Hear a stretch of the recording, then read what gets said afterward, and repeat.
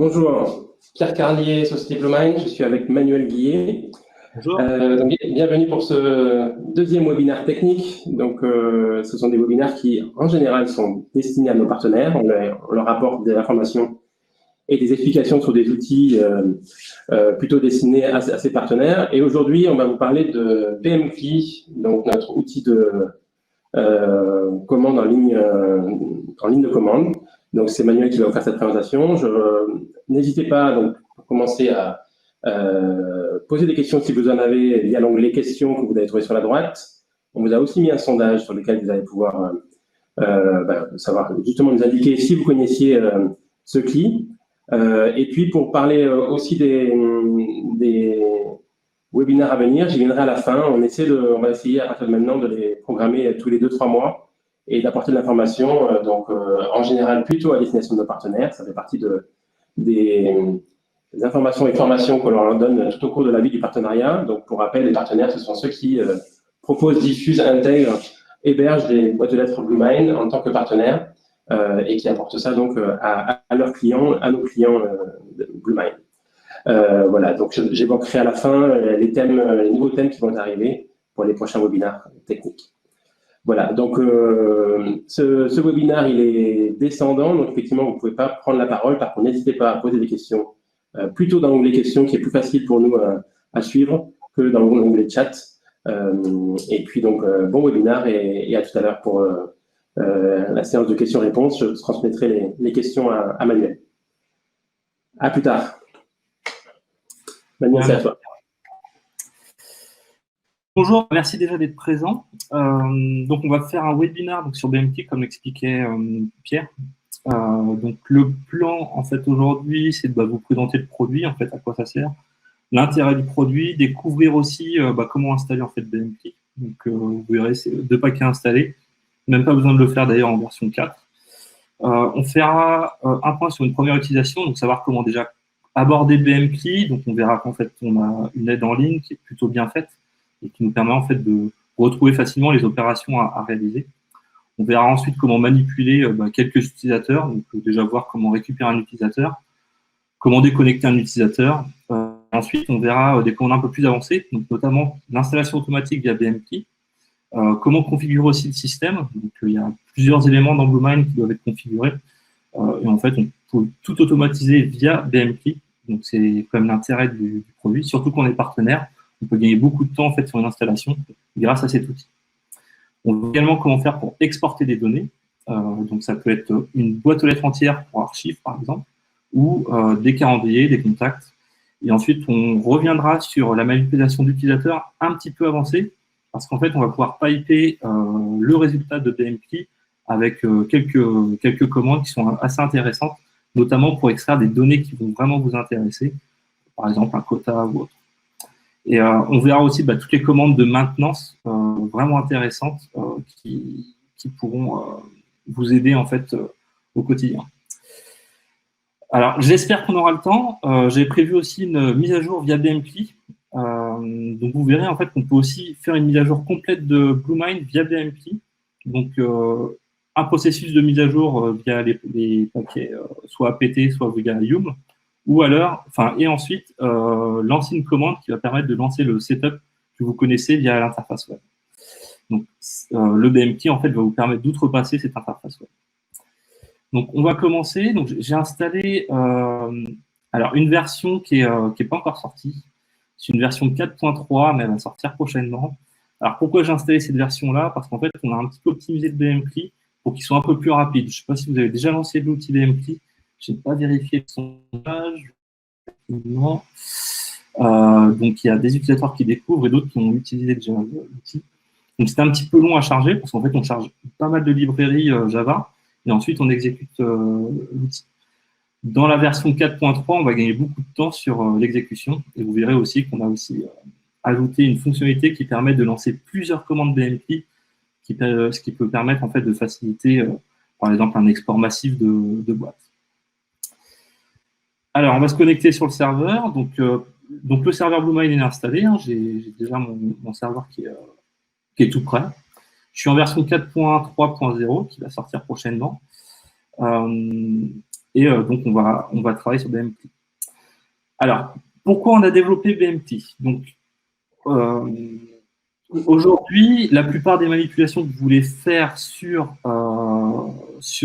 BlueMind, vous les faites en fait via une interface web, via la console d'administration.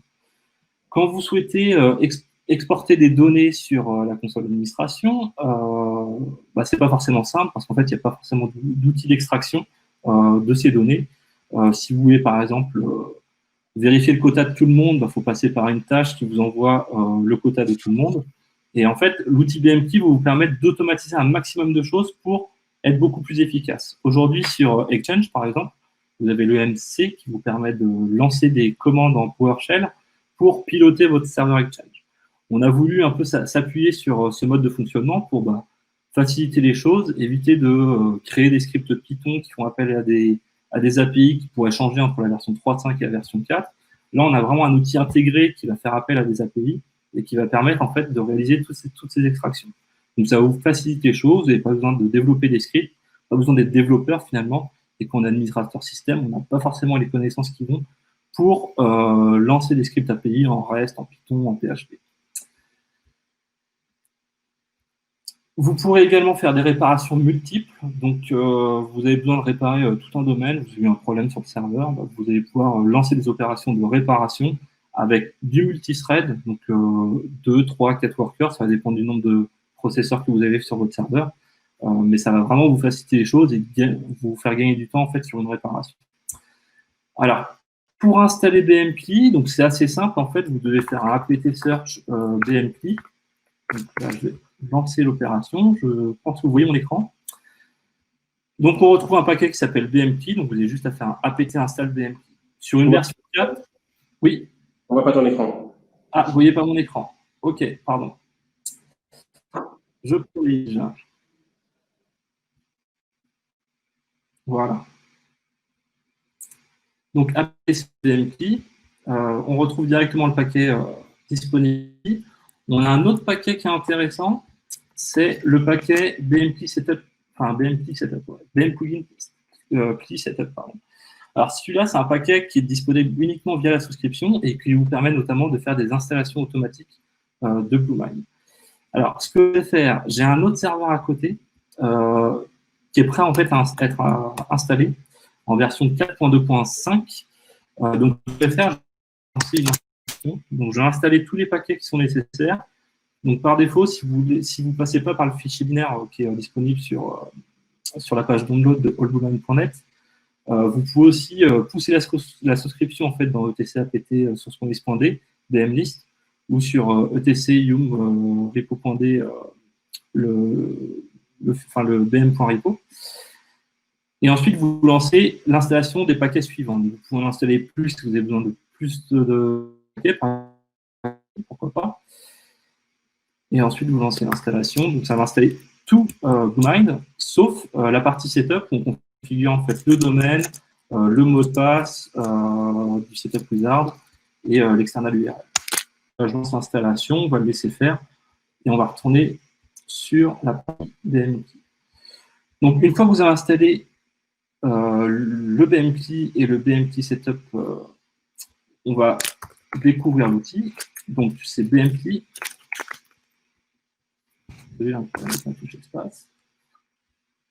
Donc là, je retrouve une version. Donc ça, c'est la version du build que j'ai. Il faut savoir que c'est une version technique.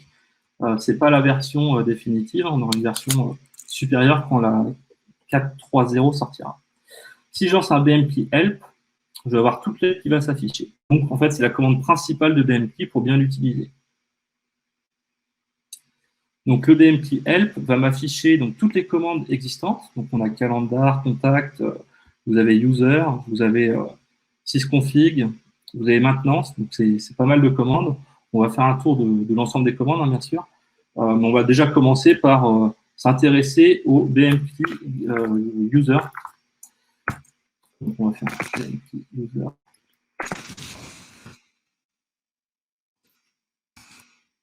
J'ai un peu de lag. On va faire BMP help user. Et qu'en fait, l'aide à la commande. Et donc, on va retrouver toutes sur le user. Donc, on retrouve l'information get, on retrouve aussi une information update, et ensuite, on a différents arguments qui nous permettent de la commande de l'update, du delete, du logout, de l'export, de l'import. On a aussi du sharing pour voir tous les partages existants. Donc, on a du given, du received. C'est pour savoir si j'ai reçu un partage ou si j'ai envoyé des partages. On peut également utiliser l'option worker qui nous permet de lancer sur tout un domaine l'affichage de tous les partages. Et ça, en fait, en multithread. Donc, ça peut être très vite, c'est plus de 1000 plateformes. Le get, donc on va s'y intéresser maintenant. Hein. On peut voir en fait qu'on peut rajouter des arguments pour uniquement afficher les valeurs qui nous intéressent. Donc, par exemple, l'UID, l'external ID. L'external ID, pour rappel, c'est pour récupérer l'attribut Object SID ou GUID si vous avez une synchronisation LDAP ou AD, le nom de famille, etc., etc.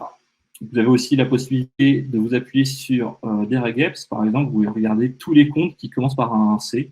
Donc, cédric@domaine.tv, par exemple, vous allez retrouver via l'option regex la possibilité de retrouver toutes les personnes qui commencent par un C.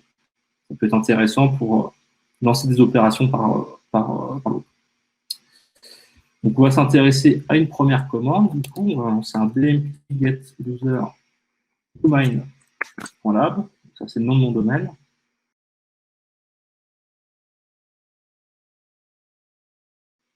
C'est user.get, pardon.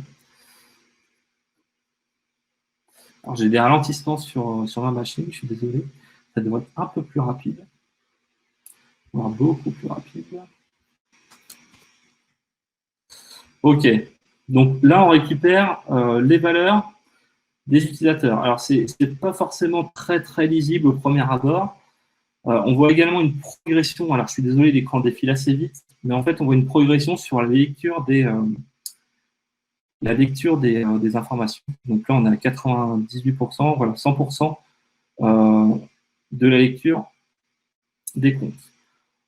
En fait, à chaque fois, on va retrouver les informations sur un utilisateur. Donc, en l'état, ce n'est pas forcément lisible parce que, en fait, un fichier JSON qui est sorti en mode brut, donc c'est pas très, très parlant.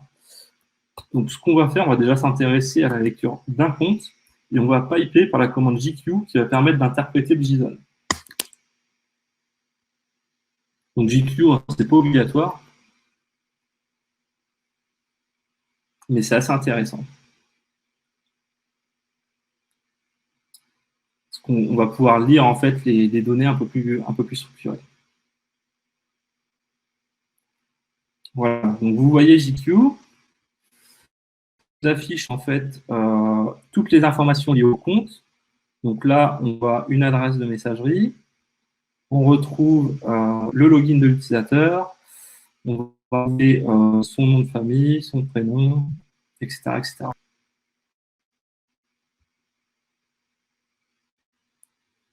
Donc de cette manière, en fait, je vais pouvoir récupérer pas mal d'éléments. On a souvent besoin d'un UID également pour réaliser des opérations. Donc là, en fait, on récupère directement l'UID, ce qui est plutôt intéressant. Alors, vous voyez aussi que j'ai une erreur de parsing à la fin.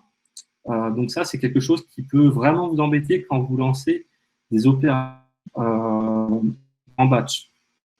Alors, pourquoi j'ai cette erreur? En fait, c'est JQ qui interprète le global progress 102 sur 102. Et pour lui, ce n'est pas du JSON. Donc, en fait, il nous met une erreur de parsing. Alors, pour éviter d'avoir ces erreurs de parsing et quand vous voulez faire du traitement par lot, vous avez juste à rajouter un -no-progress pour enlever la progression. Donc là, on verra, on n'aura plus d'erreur dès qu'on va lancer l'opération.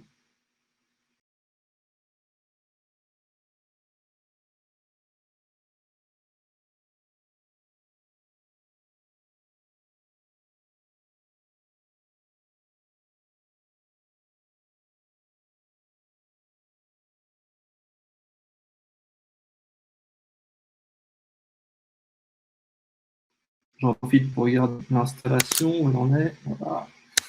Okay.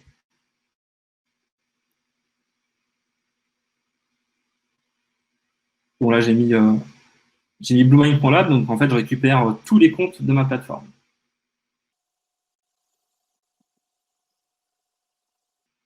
Voilà, donc là, j'ai plus d'erreur. Donc en fait, mon JSON est bon, donc je vais pouvoir l'utiliser pour du traitement.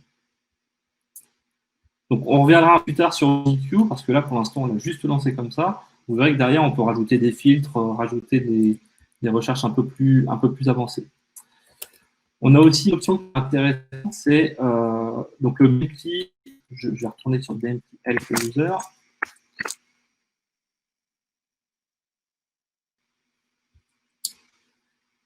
C'est l'option logout.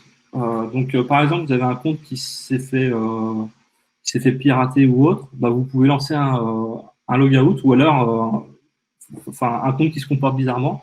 Vous pouvez lancer l'opération logout qui vous permet en fait de déconnecter l'utilisateur directement.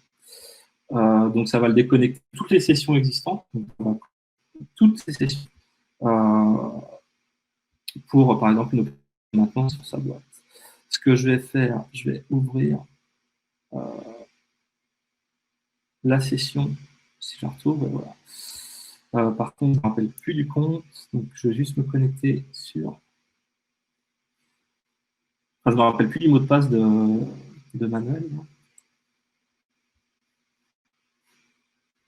Donc, c'est pas forcément bien, mais c'est pas très grave. Je suis désolé, j'ai trop de choses ouvertes et du coup, ça ralentit vraiment mon process. Voilà, donc mon compte est ici.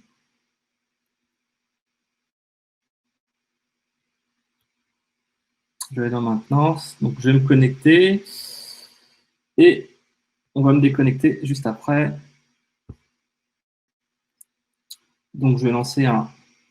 Donc là, je suis connecté en web, donc ce qu'on peut faire, c'est vérifier dans HPS, donc dans le log HPS, c'est le HTTP proxy server, pour vérifier si je suis bien déconnecté. Donc là, je suis bien connecté. Je vais lancer l'opération de logout.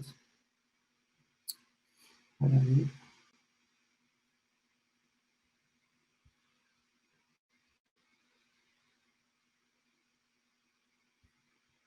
Ok, donc là, j'ai bien été déconnecté.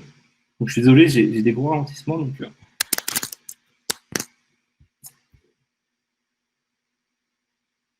j'ai bien été déconnecté. Bon, il n'a pas encore rendu la main. C'est l'effet webinar. Voilà, donc là, il est déconnecté. Ah oui, pardon. Et en fait, il y a bien rendu la main, c'est juste que j'ai fait un tail-F sur la boîte, sauf qu'on ne voit pas forcément. Enfin, sur le log. Je vais faire un log HPS.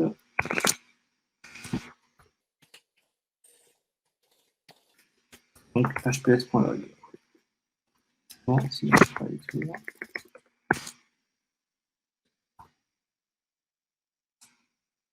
Voilà, donc là, il est authentifié. Et donc là, on voit bien le purge session et le logout sur le compte en question. Logout. OK. Alors, on a également une fonctionnalité que je voulais vous présenter tout à l'heure, c'est la possibilité en fait de lancer le BMP, enfin de lancer plusieurs commandes sur BMP. Donc ça, c'est une nouveauté qui arrive sur la 4.3, qui devrait arriver aussi sur la 3.5.16. En fait, ce qu'on va faire, on va juste créer un fichier qui s'appelle inject.key,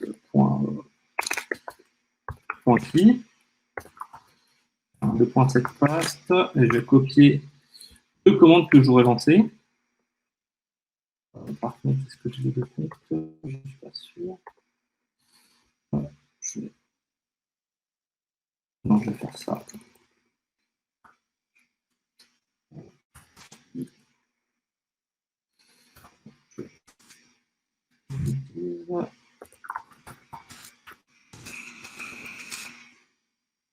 Je vais faire un boomerang pour là.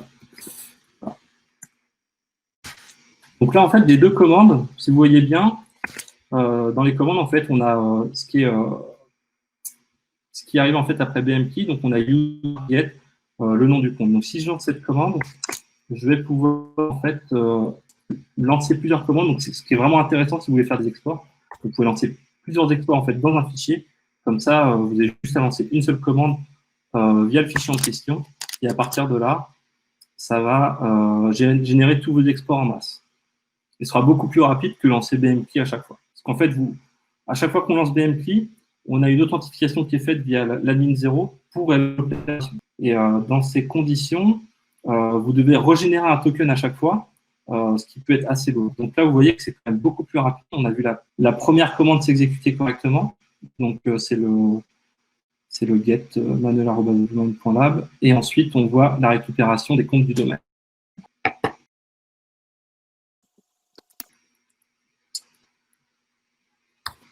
On va s'intéresser justement aux commandes d'export. Donc, on va relancer un BMP help.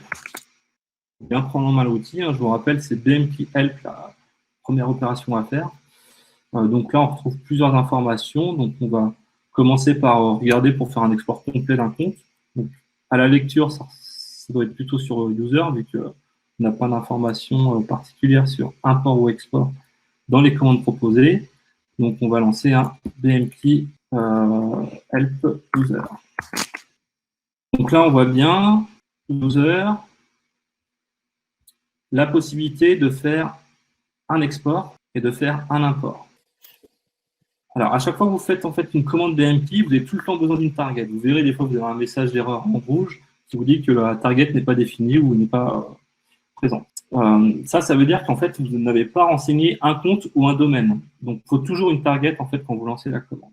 Donc, dans notre exemple là, on va lancer un BMP user export manuel@domain.lab. Donc, ça va m'exporter automatiquement les données dans un dossier. Donc, normalement, c'est dans TMP BM export. Et en fait, on va retrouver un TGZ du contenu du compte. Voilà. Donc là, les opérations d'export sont en cours. Donc, on exporte le carnet de contact, le carnet de contact collecté, le calendrier, la to-do list et les messages. Donc, en fait, on devrait retrouver notre fameux fichier ici, voilà. Donc, ce qu'on peut faire, c'est se rendre dans le dossier, vérifier le contenu. Et donc, on retrouve bien, en fait, à l'intérieur, donc, les tâches de l'utilisateur. On retrouve la partie data, méta du compte. Donc, ça, c'est toute la partie Cyrus. Les calendriers et les contacts. On va aller dans data.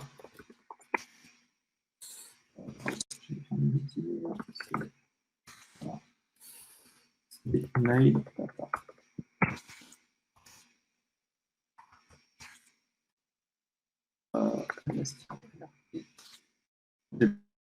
En fait, sur ce compte-là. En tout cas, voilà, vous devriez retrouver le contenu de la boîte directement dans la partie data. Pour l'export, en fait, c'est relativement simple. Vous avez juste à lancer la commande suivante. Donc, BMP user import, donc le nom du compte, et ensuite le nom du fichier. Donc là, par exemple, vous avez une personne qui part de son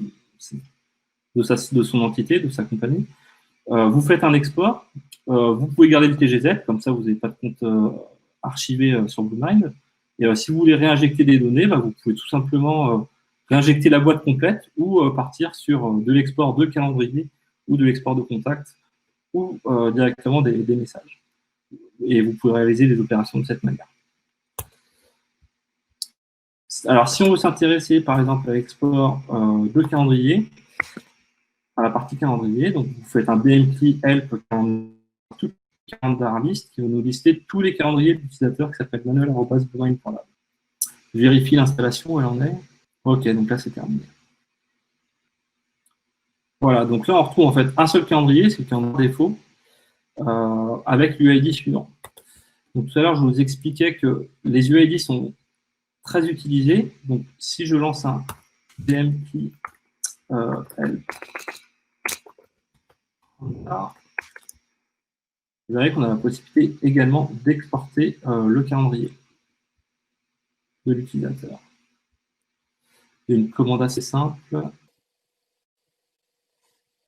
Voilà, donc en fait, dans la partie, on va retrouver des fonctions, donc ça exporte vraiment au fichier, au format ICS, pardon.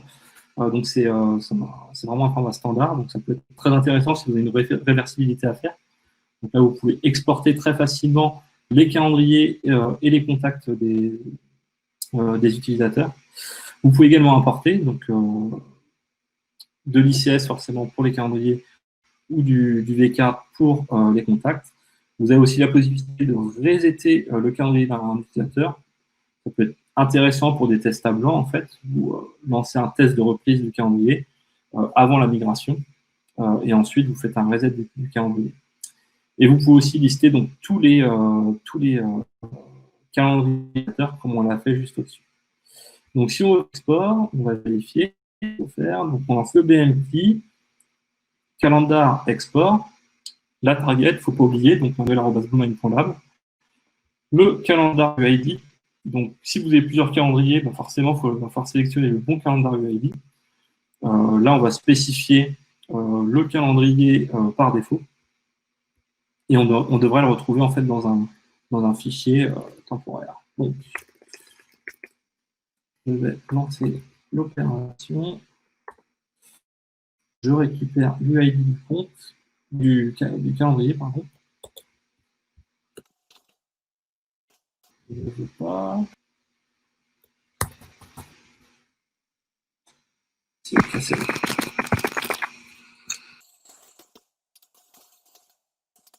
Alors, j'ai un guillemet en trop, c'est pour ça que ça passe pas. Voilà. Ok, donc là, l'export, il est bien réalisé. Donc, je vais faire un cap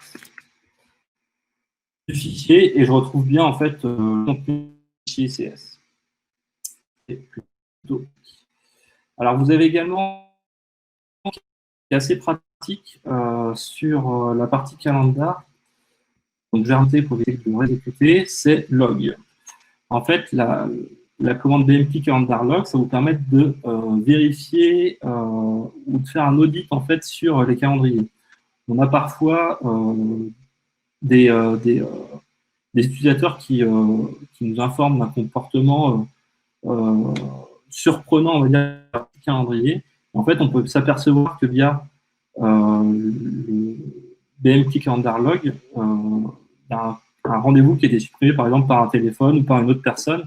Et du coup, ça explique la raison de la suppression du rendez-vous. Sauf que bah, quand il est supprimé, on ne peut pas forcément le voir dans l'interface web. Quand vous êtes connecté sur votre interface, vous verrez, normalement, vous avez un bouton historique qui vous permet de retracer tout l'historique. Et quand il est supprimé, ce bouton n'existe pas. Donc, par exemple, quand vous faites des opérations sur un calendrier, elles sont tracées en fait dans un fichier de log qui est dans var log bm audit. Et en fait, à l'intérieur, voilà, vous avez un fichier de log qui n'est pas forcément simple à lire pour le commun des mortels, parce que voilà à quoi il ressemble. Il ressemble à un gros fichier JSON, et puis bah, pour essayer de comprendre quelque chose, ici, c'est assez compliqué. Donc, si vous lancez un BMP calendar log sur ce fichier-là, on va pouvoir présenter le fichier de log de manière un peu plus lisible pour un humain. Sauf que c'est pas le bon. Voilà. Donc sous forme de tableau, vous verrez. Voilà, donc là, ça va lister en fait tous les événements en fait, de l'utilisateur. Donc pour éviter de polluer l'écran, j'en ai mis que 3, mais vous pouvez très bien exporter ça dans un fichier texte et puis faire du traitement derrière. Après, vous verrez que via la commande log, vous avez également la possibilité d'afficher les données d'un calendrier, parce que là, ce n'est pas forcément très parlant. On a des UID, on a le statut en fait, des événements. Donc là, ils ont été créés également. Donc, via en fait, la partie data, enfin, l'argument -data, vous allez pouvoir afficher les données du calendrier. Et via Event Query, vous allez pouvoir aussi lancer des requêtes pour filtrer les rendez-vous qui vous intéressent. Par exemple, votre responsable, il a manqué un resto, il ne comprend pas pourquoi son resto, il n'était plus dans son calendrier. Donc, vous avez juste à lancer cette commande-là sur son log et vous devriez retrouver une trace directement dans le résultat de la commande. Donc là, pas forcément, parce que je me suis encore trompé de fichier. Donc c'est log. Voilà.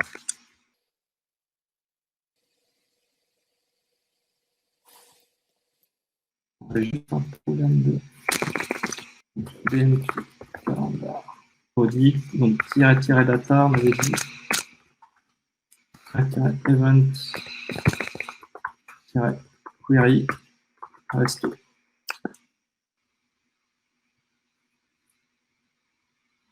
Bon, là j'ai pas d'event resto, j'ai dû supprimer le rendez-vous, enfin même pas. J'ai changé de plateforme entre temps, je suis désolé. Du coup, on ne retrouve pas l'information. Ce qu'on peut faire, c'est peut-être se connecter. Et, enfin, je pense que vous voyez le principe, c'est en fait de filtrer par compte, filtrer par nom de rendez-vous, par exemple, en recherche d'événements.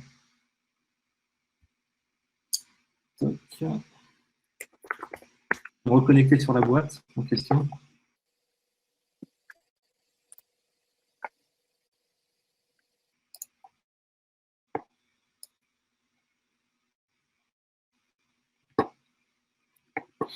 On va revérifier.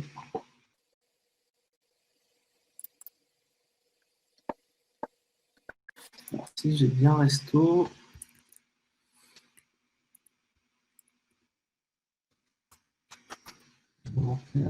Non, c'est qu'il me. Ok. Donc, je recopie ici.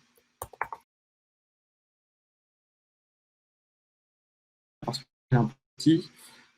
Mais en fait, vous voyez donc la date de création. Vous avez donc le résumé du rendez-vous et vous avez des informations en fait à côté sur qui a créé quoi, qui a modifié quoi. Donc là, dans ce cas-là, on a create, on n'a pas de modification.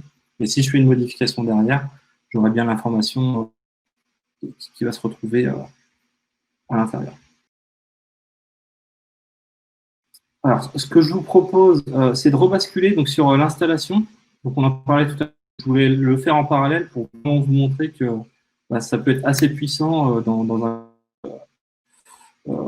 d'industrialisation. Et aussi qu'on a un article sur Ansible sur le blog, donc qui permet en fait de lancer des installations automatisées de Bluemind pour du mono ou du multiserveur. Ça peut être assez intéressant dans certains cas si vous avez des pré-prod ou autre. Mais le principe en fait est le même. Donc là j'ai lancé mon apt juste avant. Donc, apt install donc les différents paquets et donc maintenant je vais lancer le bmt setup install external URL. Donc je mets l'external URL qui m'intéresse, le domaine en question que je veux créer, le mot de passe du setup wizard si je le souhaite. Donc là j'ai mis admin, c'est une plateforme qui va être jetée juste après. Et ensuite le set contact, donc c'est le contact pour la souscription qui est nécessaire en fait quand vous faites une installation de souscription. Vous devez forcément renseigner un contact. C'est pour notamment avoir une notification comme quoi elle expire ou comme quoi vous êtes en dépassement de temps. Donc je lance installation. Et donc là, je ne passe pas du tout par le /setup en HTTP. Donc c'est quand même plutôt pratique. Vous avez juste deux commandes à lancer. Donc on pourra même piper le apt install et le bmt setup install. Et là, en fait, on voit toutes les opérations qu'on voit dans le petit écran d'installation. En fait, on retrouve les informations d'installation, donc la création de la base, etc. etc. Normalement, l'opération prend 2 minutes. C'est quand même assez rapide, le temps de créer le compte. Ce que je vous propose, c'est de repasser en attendant l'installation sur la partie donc pour aller un petit peu plus loin dans la recherche avec GQ. Je vous dis ça parce qu'en fait, via BMT Get User, vous allez retrouver une multitude d'informations et bien utiliser GQ, c'est assez important. Donc, vous verrez, il y a des tutoriels sur Internet qui sont plutôt bien faits pour comprendre comment utiliser GQ. Là, par exemple, je vais lancer un getUser bluemind.lab. Vous récupérez tous les comptes du domaine. Je vais faire un GQ DisplayName et UID. Ça me permet de récupérer un couple UID DisplayName pour me faciliter la tâche si j'ai besoin de savoir à qui appartient cette UID. Ça peut être intéressant quand vous faites de l'analyse de log. Donc là, par exemple, j'ai un certain nombre qui sont créés en U quelque chose bluemind.lab et ensuite un UID. Alors, j'en profite aussi pour faire un BMT help user parce qu'en fait, on voit que l'UID est assez surprenant. On voit avec un UID derrière. En fait, ça, c'est quelque chose qu'on a généré automatiquement. En fait, on a une commande qu'on a rajoutée en version 4.3, donc qui n'est pas forcément, qui n'est pas utile en fait dans un contexte de production, Mais en fait, c'est un quick create. En fait, ça vous permet de créer des comptes en masse. Si par exemple, vous voulez faire des tests de montée en charge ou autre sur une plateforme de test, vous pouvez faire un quick create pour créer un certain nombre de comptes. Je retourne dans le Splashroot. Vous verrez, voilà, j'ai un populate.py. Si je fais un 4 dessus, en fait, ça m'a généré un fichier. En fait, le quick create permet de générer un fichier. Non, pardon, c'est mon createuser.sh qui me permet de créer le fichier, de créer mes comptes. Voilà, en fait, mon create.sh, c'est juste une boucle for de 1 à 100 qui va m'écrire dans mon populate.py le user create U avec le chiffre derrière en base de mind.net. Et ensuite, j'ai juste à lancer mon BMP popul.py. Donc, ça me crée tous mes users en masse. Donc, en fait, vous pouvez vous inspirer de ça, faire des exports de comptes, par exemple. Si vous avez tous les UID d'un compte, vous faites un while read UID, BMP export le compte. Donc ça, c'est plus pratique. Donc je reviens sur JQ. Donc on a vu juste avant, donc pour afficher le display name, l'UID, ce qui peut vous intéresser, c'est de ne pas forcément manipuler du JSON, mais plutôt du CSV. On est souvent plus habitué et puis ça permet aussi d'importer ça dans Excel, par exemple. Donc là, je vais faire un BMP user domain.lab, -no progress. C'est très important quand on fait du JQ. Et ensuite, un tableau qui est vraiment nécessaire, donc via les crochets, avec UID display name, et j'ai rajouté un pipe à @CSV. Donc, quand je veux faire du CSV, enfin de l'export CSV via JQ, je suis obligé de passer par un tableau. C'est pour ça que je mets les crochets. Enfin, je vais accélérer un petit peu parce que il ne reste plus beaucoup de temps. Voilà, donc là, on retrouve en fait au format CSV les UID et le display name. Donc, je vais faire un cancel pour aller plus vite. On peut aller un petit peu plus loin donc, via cette commande. Donc là, dans ce cas-là, en fait, on récupère l'UID, le display name, la première adresse existante sur le compte, et ensuite le .value, .quota, pour récupérer, par exemple, tous les quotas via un CSV. Donc ça peut être assez pratique. On peut aller aussi un petit peu plus loin, donc celle-ci, elle peut être intéressante aussi. On va récupérer tous les comptes qui ont un quota supérieur à 5 mégas. Enfin, supérieur ou égal à 5 mégas. Donc là, je lance cette commande. Donc, je m'appuie sur JQ et à partir de la racine de mon JSON, je vais faire un select de value quota et je vais vérifier la valeur 5120 dans ce cas-là pour avoir tous les comptes qui ont un quota de ce type. Donc là, on retrouve deux comptes en fait, donc c'est Manuel Billet et udis-bluemine.lab. Donc ça, ces commandes-là, elles sont assez intéressantes. Je vais les transmettre. S'il faut, je verrai ça avec les slides quand on finira le webinaire. Donc dans les autres commandes BMP, vous avez un certain nombre de commandes pour des opérations de maintenance qui sont assez intéressantes. On a notamment la partie index. Donc, je vais vous montrer rapidement la partie index. Donc, si vous faites un BMP help index, donc on va retrouver des informations intéressantes par rapport aux index, donc tout ce qui est indexé au niveau de Bluemine ou d'un compte. Donc la première chose qu'on peut faire, et ça c'est vraiment intéressant, c'est le BMP index info sur un compte. Ça permet de vérifier si vous êtes assez proche du nombre d'items dans Elasticsearch par rapport à ce que vous avez sur Cirrus. Je vais vous montrer ça. Voilà, dans ce cas-là, en fait, on retrouve un quota, donc à 343 sur la partie élastique, et sur la partie IMAP, on est à 343. Donc en fait, on a un ratio de 100. Donc là, ça veut dire que tous mes éléments sur la boîte de manuel sont indexés. Quand vous avez un ratio qui commence à descendre sous les 80, ça veut dire que 80% des recherches vont fonctionner. Ça commence à être un petit peu bas. Donc, à partir de là, on va commencer à switcher sur la partie webmail sur une recherche en IMAP directement. Parce qu'en fait, le nombre de résultats, vous perdez 20% du résultat quand vous faites une recherche. Donc, ce n'est pas forcément un bon ratio. Donc, ce que vous pouvez faire, c'est relancer une indexation de la boîte. Donc, ça, c'est une opération qui peut se faire via le BMP Maintenance Consolidate Index. Vous avez également une autre commande qui est intéressante que je ne vais pas jouer pour éviter de perdre du temps et qui vous permet de voir aussi la taille de vos shards sur Elasticsearch. Donc, on a le nom du shard, on a le nombre de documents et la commande size.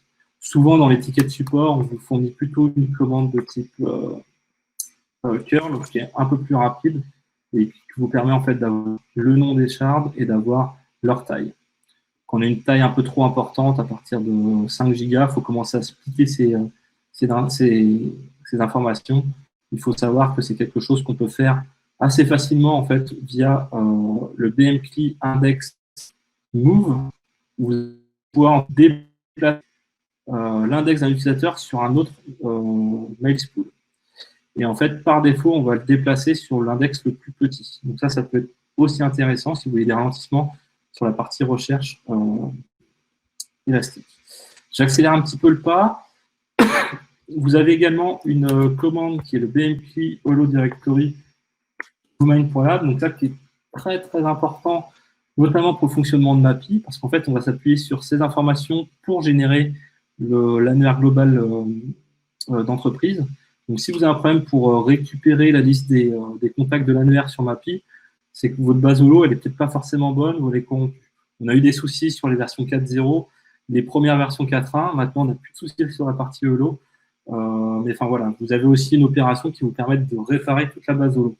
Il y a un BMP maintenance. Donc, ici, en fait, on voit tous les comptes qui alimentent l'annuaire global des utilisateurs. Vous avez la commande BMP Maintenance Repair que je pense que vous avez tous utilisé pour ceux qui ont utilisé la commande, enfin le BMP. En tout cas, vous avez une commande aussi qui est assez intéressante, qui est le BMP Maintenance Ops, qui vous permet de lister toutes les commandes qui vont être réalisées durant une opération. Alors, ça veut dire que via ces commandes-là, on va pouvoir non pas lancer une réparation complète sur une boîte, parce qu'il y a des réparations qui peuvent être assez lourdes, mais vous pouvez lancer très bien une opération spécifique de réparation. Donc en fait, via cette commande-là, donc BMP Maintenance Ops, le nom du compte, vous allez retrouver toutes les opérations de réparation existantes quand on fait check and repair via la console d'admin.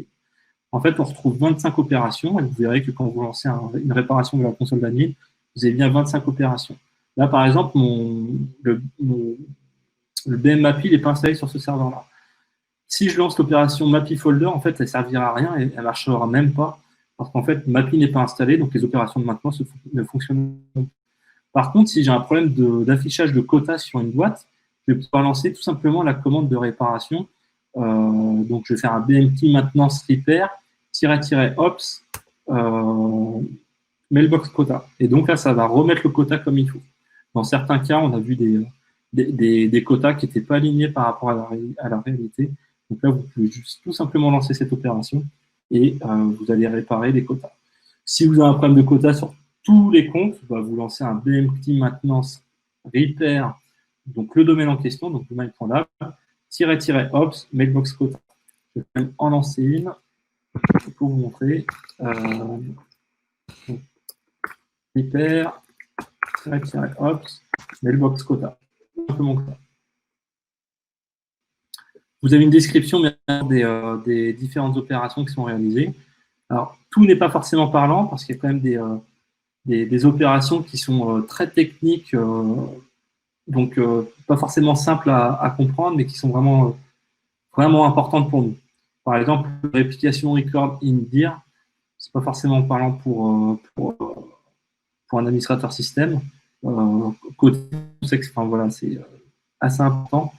En fait, c'est tous les enregistrements disponibles dans le container. Donc là, en fait, si on a une corruption au niveau des enregistrements embellés, on a juste à lancer cette opération pour tout réparer. Normalement, on n'a pas à le faire. Voilà, donc là, j'ai juste l'opération de réparation. Ce que je vous propose, c'est très rapidement de basculer sur le serveur qu'on était en train d'installer. Donc là, mon installation, elle est faite. J'ai toutes les informations de connexion. Ce qu'on fait souvent pour vérifier que notre serveur est installé, on fait un var log bm core.log. Voilà, on va core state running. Donc là, ça veut dire que notre installation est terminée. À savoir que la version 4.2.6, elle est sortie. Donc, ce que je vais faire, j'ai remplacé 4.2.5 par 4.2.6 dans mon fichier de apt bmlist. Je vais lancer un apt update. Donc, ensuite, on me dit de faire apt list gradle, sauf que je tape mal gradle.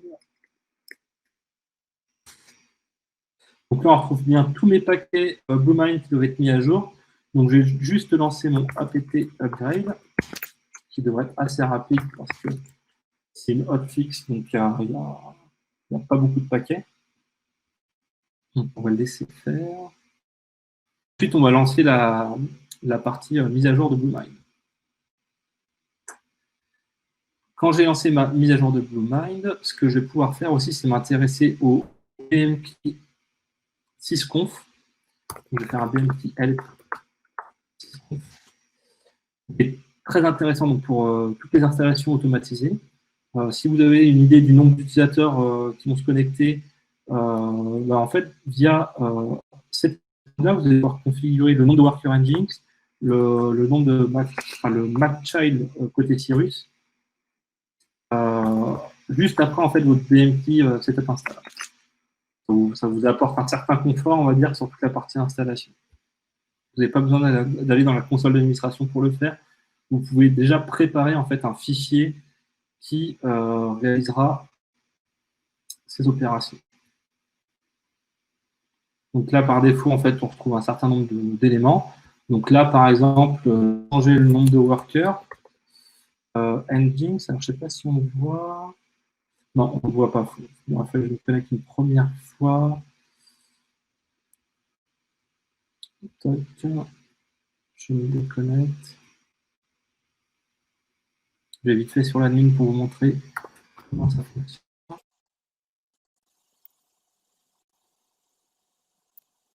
Je me presse.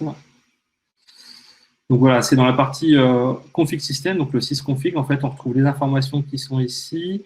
On trouve un nombre de workers voilà, qui est à 1024. Donc, par défaut, en fait, on ne va pas pousser les informations dans la table sysconfig. En fait, on s'appuie sur des valeurs par défaut qui sont directement existantes sur Bluemind. Elles ne sont pas forcément listées en base de données. Par contre, là, si j'enregistre, je force l'enregistrement de toutes les valeurs dans la console d'admin, donc dans la base de données. Forcément, c'est toujours un peu long. Ça n'avance pas très vite. Voilà, donc là, c'est bien enregistré. Donc, je vais relancer mon BMP sysconflist.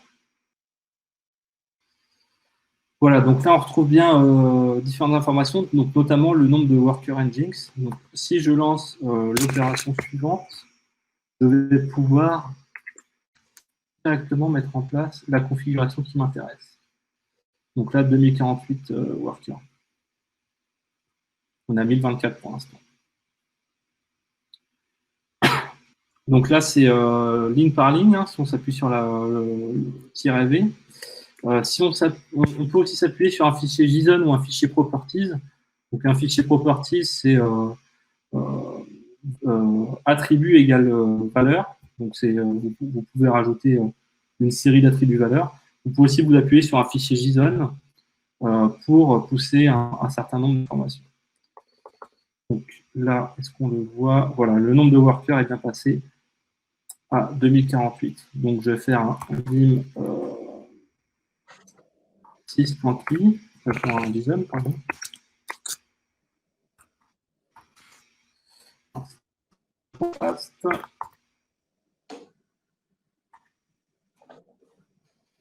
Donc, je vais copier 2 fois. C'est pas très grave. Vous voyez, alors, non, ça c'est pas du tout.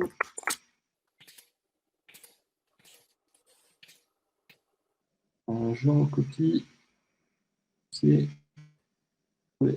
Voilà, donc là on est vraiment sur un fichier JSON avec donc, le nombre de process IMAP qu'on veut renseigner, la partie unexpunge, enfin la partie rétention de unexpunge, donc là on le met à 30 jours, et ensuite le nombre de workers que vous voulez que vous voulez mettre au niveau de Nginx. Donc, en fait, vous lancez votre BMT Setup Install. Ensuite, vous lancez un BMT sysconf avec l'option qui convient pour pousser la fichier JSON. Et c'est terminé. Alors, je suis désolé, c'est allé beaucoup plus lentement que je le pensais, notamment parce qu'en fait, l'outil de visio bouffe un petit peu de CPU. J'aurais pas eu le temps de tout vous montrer, mais je pense qu'on a vu déjà pas mal de choses.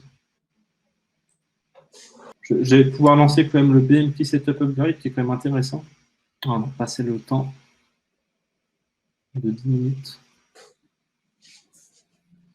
Voilà, donc je fais un T-F, donc là, je vois bien que mon corps est en state upgrade. Donc je lance un BMP Setup Upgrade. Et donc la mise à jour de mon serveur se fait. C'est plutôt pratique. Donc si par exemple vous avez des outils d'automatisation ou de déploiement dans votre système d'information, du Ansible, du Salt ou autre, du Puppet par exemple, vous pouvez prévoir des opérations qui vont lancer la mise à jour via apt et ensuite un BMP Setup Upgrade et puis à la fin vous vérifiez que la mise à jour est bien passée. Donc ça peut vous faire gagner beaucoup de temps. Karl, je te laisse reprendre la main. Oui. Alors, donc juste pendant que je réponds et termine ce webinaire, Manu, il y a 2 questions dans l'onglet questions sur lesquelles je t'invite à répondre parce que je n'ai pas forcément la bonne réponse, ou en tout cas la certitude qu'on puisse faire tout ça. Donc, j'en ai répondu à une, je te laisse faire les 2 autres. Et je termine le webinaire, donc juste pour... alors, je vais me montrer quand même. D'abord, effectivement, pour remercier Manuel. Effectivement, je pense que j'espère que vous avez quand même eu un webinaire de bonne qualité, mais entre les 2 VM qu'il avait sur son poste, plus la visio qui, sous Linux, consomme toujours beaucoup de ressources, ça n'a peut-être pas été parfait tout le temps en termes d'image et de son. J'espère en tout cas que ça vous a bien intéressé. Sachez que c'est tout à fait impossible de vous montrer la complétude de cet outil parce qu'il est extrêmement puissant, on l'enrichit très régulièrement, on va continuer à l'enrichir. Par contre, effectivement, le défaut sur lequel on va travailler assez rapidement, c'est de rendre finalement les commandes les commandes help plus précises, plus claires pour que effectivement cette doc soit suffisante, parce que ça serait tout à fait impossible de tout documenter dans des pages de notre espace de documentation. Donc ce qu'on veut, c'est que cette commande help soit exhaustive et puisse vous permettre de tout comprendre de la manière dont ça s'utilise. Donc, cette commande, on va l'enrichir. On mettra évidemment dans notre doc aussi des exemples pour certains cas particuliers, comme par exemple les mises à jour. Mais voilà, on ne pourra pas forcément tout documenter dans notre espace de doc. Par contre, la commande help, elle doit être suffisante. Et si ce n'est pas le cas, créez-nous des tickets qu'on explique effectivement peut-être mieux comment se configurent et se positionnent certains paramètres de ces commandes. Je continue en vous indiquant que voilà, ça c'est le 2e webinaire et le premier c'était sur les prérequis et les bonnes pratiques pour le déploiement du serveur MAPI. Vont continuer à partir du mois de septembre un webinaire autour de TIC. TIC, c'est notre outil de supervision, de diagnostic et d'automatisation d'une plateforme Bluemine. Donc, c'est un paquet qui s'installe tout seul aujourd'hui, qui est automatiquement installé avec la version 4, qui peut être installé en version 3.5 aussi, et qui vous permet d'avoir beaucoup de graphes qui vous permettent de monitorer tout votre système Bluemine et puis de prendre des actions en fonction des éléments d'alerte qui pourraient être remontés. On aura aussi un webinaire sur le sujet de MAPI, donc aller plus loin dans le diagnostic de MAPI, puisque c'est, comme vous l'avez vu, c'est la possibilité pour vos utilisateurs d'utiliser Outlook nativement sans connecteur. Et il y a pas mal d'éléments d'architecture qui ont été modifiés pour pouvoir prendre en compte cela. On a des commandes de réparation, de maintenance, de contrôle qui sont spécifiques à MAPI, donc on en parlera dans un prochain webinaire. On aura aussi des sujets pour nos partenaires sur la reprise Zimbra, la reprise Exchange, et puis Manuel reviendra probablement pour nous reparler aussi du déploiement avec Ansible Ansible sur lequel il y a déjà un bon article de blog, mais sur lequel ça pourrait être intéressant de continuer à vous présenter ça et tout ce que ça peut apporter. Qu'est-ce qui me restait à vous dire, Manuel? Donc, je laisse répondre à aux deux questions posées. N'hésitez pas à répondre aussi au sondage, ça nous permet de savoir effectivement comment ce qu'on pousse dans les nouvelles fonctionnalités de BlueMind vous sont visibles, vos partenaires ou utilisateurs, donc savoir effectivement si vous connaissiez le CLI, c'est la question du sondage que vous avez là. Et puis, en tout cas, on vous remercie de votre présence. Pour nos partenaires, il y aura une vidéo qui sera disponible, qui reprendra ce webinaire pour ceux qui n'ont pas pu le suivre et qui sont intéressés. Et puis ensuite, maintenant, on vous met le CLI dans vos mains. N'hésitez pas à l'utiliser, à nous remonter des questions quand la doc n'est pas assez précise. Voilà, donc merci à tous de votre présence et je vérifie s'il y a une question qui s'adresse à moi. Je n'en vois pas. Donc, je vous souhaite une bonne journée et on vous tiendra informé des prochains webinaires à venir. Juste pour compléter, donc je vois une question, est-ce qu'il y a des différences entre la 3.5 et la 4? Alors, il y a une petite différence sur le BMP, notamment la partie MAPI qui n'est pas disponible en 3.5 et vous avez également une différence sur le process de mise à jour 3.5 et 4. En fait, on a deux commandes qui existent en version 3.5 et qui vont permettre de préparer la mise à jour en 4, parce qu'on a des opérations pour alimenter une base de données, enfin, notamment une table, qui vont être utiles en fait à DMES et MAPI. Donc en fait, ces deux commandes sont disponibles dans la dernière version 3.5, c'est BMCLI application, qu'il ne faut pas utiliser aujourd'hui. Vous allez juste alimenter une base de données qui ne va pas vous servir à grand chose si vous ne passez pas en 4. Il y avait un autre point que je voulais souligner, assez important. En fait, le BMCLI, on l'a vraiment fait pour vous, on l'a fait pour les clients, on l'a fait aussi pour les partenaires. C'est vrai qu'on livrait pas mal de scripts en Python ou en PHP, par exemple, pour faire des opérations de maintenance ou pour récupérer d'autres informations sur des comptes. Et tout l'objectif de BMCLI, c'est de se faciliter les choses. Et forcément, tous vos retours sont très importants. Je pense notamment à l'affichage, par exemple, des mail shares qu'on pense vers un utilisateur. Donc ça, c'est quelque chose qu'on n'a pas aujourd'hui, mais c'est grâce à vos remarques, en fait, qu'on peut enrichir le BMCLI. Ok, bon, écoutez, c'est bon pour toi, Manuel? Bon. Merci à tous de votre participation. À très bientôt pour de nouveaux webinaires. Et puis, n'hésitez pas à nous faire des retours sur celui-ci. Je pense que vous recevrez des communications de Leslie en ce sens pour avoir votre ressenti sur ce webinaire. Il était plus long que prévu, mais effectivement, il y a énormément de choses à dire sur ce CLI et on vous en a montré qu'une toute petite partie. Donc, pour la suite, ce sera à vous de le découvrir. Merci, bonne fin de journée. À bientôt. Au revoir. Au revoir.